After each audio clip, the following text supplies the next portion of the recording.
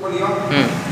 मैं राम विनोद शर्मा, संस्कृत शिक्षक, उडवाइन modern school अलमपट्टी Darbhanga से सप्तम क्लास के बच्चों को संस्कृत विषय में कुछ वीडियो बना के भेज रहा हूँ।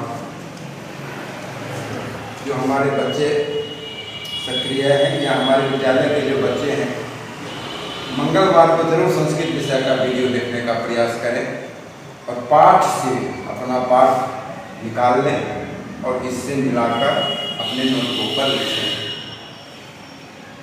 अगले वीडियो में मैंने संख्यावाची शब्द, जिसको कहते हैं संख्या ज्ञानम, पाठ छठा है, इसके बारे में संख्या 5 तक आप लोगों को बताया था। तो संस्कृत में 1, 2, 3, 4 शब्दों का अलग अलग रूप होता है। पुल्लिंग में एका, स्त्रीलिंग में एका और नपुंसकलिंग में एकम। 2 का भी उसी प्रकार होता है। पुल्लिंग में द्वौ, स्त्रीलिंग में द्वे और नपुंसकलिंग में द्वे। 3 का पुल्लिंग में त्रय, स्त्रीलिंग में तीसरा और नपुंसकलिंग में त्रीनी। 4 का भी अलग होता है, पुल्लिंग में अलग, स्त्रीलिंग में अलग, नपुंसकलिंग में अलग। लेकिन 5 से ऊपर जितने भी संख्या हैं उसका रूप कभी नहीं बदलता है, जो कि मैंने नोट में नीचे लिख दिया है। पंच और पंच के बाद की संख्याओं के तीनों लिंगों के रूप समान होते हैं। अब आपका 5 तक उसके मैंने बता दिया। अब आज है षड्बालिका, 6 लड़कियां। सभी बच्चे किताब अपने आगे में रख लीजिएगा, उसके बाद इस वीडियो से मिलाइएगा। षड्बालिका, 6 लड़के, 6 फलें, 7 अंगुलियां, 7 उंगलियां, 7 शिशुः, 7 छोटे बच्चे, 7 नक्षत्राणि, 7 नक्षत्र या ग्रह, नक्षत्र को ही ग्रह कहते हैं। 8 उंगलियां, 8 उंगलियां, अष्टबाला, 8 लड़के, अष्टफलानि, 8 फलें। इसका रूप तीनों में, स्त्रीलिंग में जो होगा वही पुल्लिंग में होगा, वही नपुंसकलिंग में होगा। अब आइए नवबालिका, 9 लड़कियां, नव छात्रा, 9 छात्र,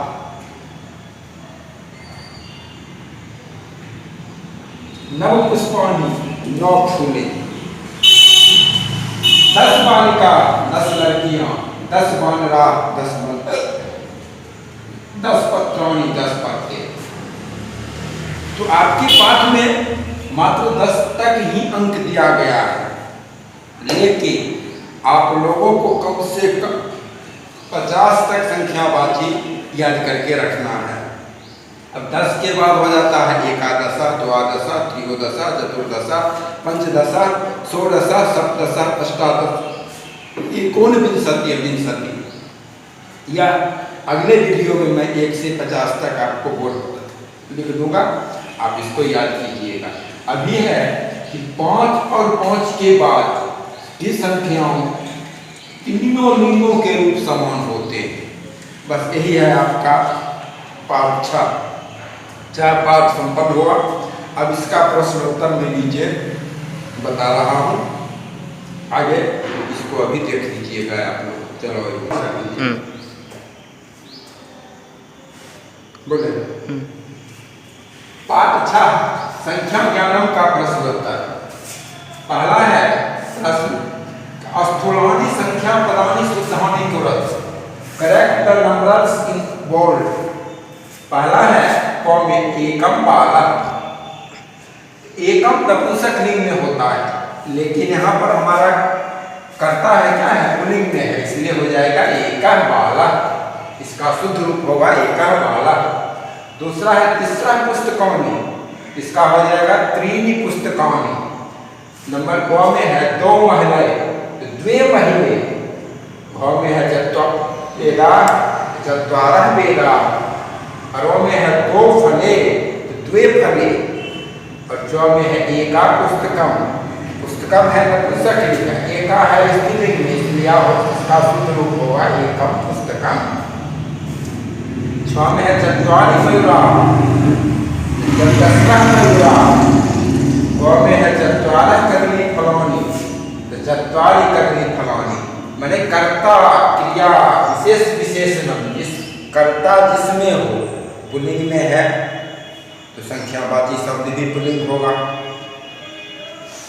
कर्ता यदि स्त्रीलिंग में है तो संख्यावाची शब्द भी स्त्रीलिंग में होगा। कर्ता यदि नपुंसक लिंग में है तो संख्यावाची शब्द भी नपुंसक लिंग में होगा। अब आइए दूसरा प्रश्न है कि निम्नलिखितानि वाक्यानि शुद्धानि कुरु। Correct the following sentences. एकः पुष्पम वृक्षे अस्ति। पुष्पम है नपुंसक लिंग में और यहाँ पर है एकः पुल्लिंग में। इस एकः को नपुंसक लिंग में लाना होगा। हम सही रूप में होगा एकम पुस्तकम वृक्षे अस्ति। दूसरा है त्रिया चटका उत्पतन्ति। त्रिया है पुल्लिंग में, यहाँ चटका है स्त्रीलिंग में, इसलिए त्रिया हो जाएगा स्त्रीलिंग में। तीसरा चटका उत्पतन्ति, यह सही हुआ। तो हमें अस्मिन् गृहे चत्वारि सदस्याः वसन्ति। अस्मिन् गृहे सदस्य है पुल्लिंग, इसलिए यहाँ हो जाएगा चत्वारः सदस्याः वसन्ति। ग में है उद्याने चतस्रः बालकाः क्रीडन्ति। उद्याने चत्वारः बालकाः क्रीडन्ति। द्वे बालकौ आपणं गच्छतः। द्वौ बालकौ आपणं गच्छतः। 2 प्रश्न हो गया, 2 प्रश्न और है नीचे, उसको दे रहे हैं कंप्लीट कर। आज मैंने 6 पार्ट का प्रश्नोत्तर भी समाप्त कर देंगे। चलिए विशेष आधारे शुद्ध संख्या पदानाम प्रयोगम करो। मम हस्तयोः दो ब्रैकेट में है, इसको 2 संस्कृत में लिखना है। तो 2 अंगुष्ठौ अस्तः, मेरे हाथ में 2 अंगूठे हैं। तत्र एकः, एक है इसका दीजिएगा एकः पुत्रः तिष्ठति। बालका नाम हस्ते, बालका नाम हस्ते एक कंदुकम अस्ति। कंदुकम है नपुंसक लिंग, इसलिए यहाँ हो जाएगा एकम। घ में है अहम, एक। पुस्तकम क्रीडामि, पुस्तकम है नपुंसक लिंग, इसलिए यहाँ हो जाएगा एकम। रो में है त्रीणि फलानि, चत्वारि पुष्पाणि च तत्र सन्ति। 3 फल और 4 फूल वहाँ पर हैं, यानी दोनों है नपुंसक लिंग में, इसलिए यहाँ पर दोनों दिया गया है नपुंसक लिंग में 3 और 4। तो भाषा बोधन का पहला प्रश्न हो गया। अब 3 नंबर देखिए। परस्पर मेलनम कुरु, मैच द फॉलोइंग। चत्वारः वृक्षा, इसके सामने में उल्टा पुल्टा लिखा हुआ है, नीचे का ऊपर, ऊपर का नीचे, इसलिए आपका सही उत्तर होगा 4 नंबर में। दाहिने साइड जो 4 नंबर में है वह सही होगा। 2 पुस्तकें 1 नंबर में सही है। तीसरा चटका 2 नंबर का सही है और सप्त नक्षत्राणि 3 नंबर में सही है।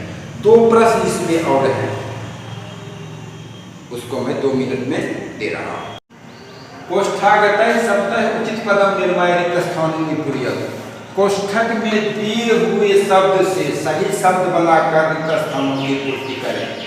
वेदा डैश सन्ति, चत्वारः सन्ति, इसमें चत्वारः दे दीजिएगा। ख में दीजिए तत्र गृहात् बहिः पंचमर्जाराः सन्ति। 5 का 5 होता है, तब हो जाएगा। ग में है अहम चतस्रः मूषिका अपश्यम, यहाँ शब्द है चतुर, चतुर का हो जाएगा स्थिति में चतस्रः। घ में है मम गृहे डैश मूषिकावस्था, 2 मूषिकावस्था। रो में है एकस्मिन् सप्ताहे 7 दिनानि भवन्ति, 1 सप्ताह में 7 दिन होते हैं। दूसरा है संस्कृत अनुवादम करो, ट्रांसलेट इनटू संस्कृत। मेरे पास 4 रुपये हैं, मम पार्श्वे चत्वारि रूप्यकाणि सन्ति। दूसरा है 5 लड़कियां रंगमंच पर नाचती हैं, पंच बालिकाः रंगमंचे नृत्यन्ति। तीसरा है 4 बालक माता के पास गए, चत्वारः बालकाः मातुः समीपे अगच्छत्। 9 दिनों तक तुम यहाँ रहे, 9 दिनानि पर्यन्तम त्वम् अत्र अतिष्ठसि। हाथ में 5 उंगलियां होती हैं, हस्ते 5 उंगलियां भवन्ति। खत्म। पार्ट 6 तक का प्रश्नोत्तर प्लस पाठ संबंधित जितने भी बातें आज खत्म हो गया। अब अगले वीडियो में 1 पार्ट से लेकर 6 पार्ट तक का पुनरावलोकन करेंगे, जिसे आप लोग जिन बच्चों को इच्छा होगा वो फोन पर मुझे मेरे मोबाइल नंबर पर पूछ सकते हैं। आज इतना ही कथा खत्म हुआ। चलिए।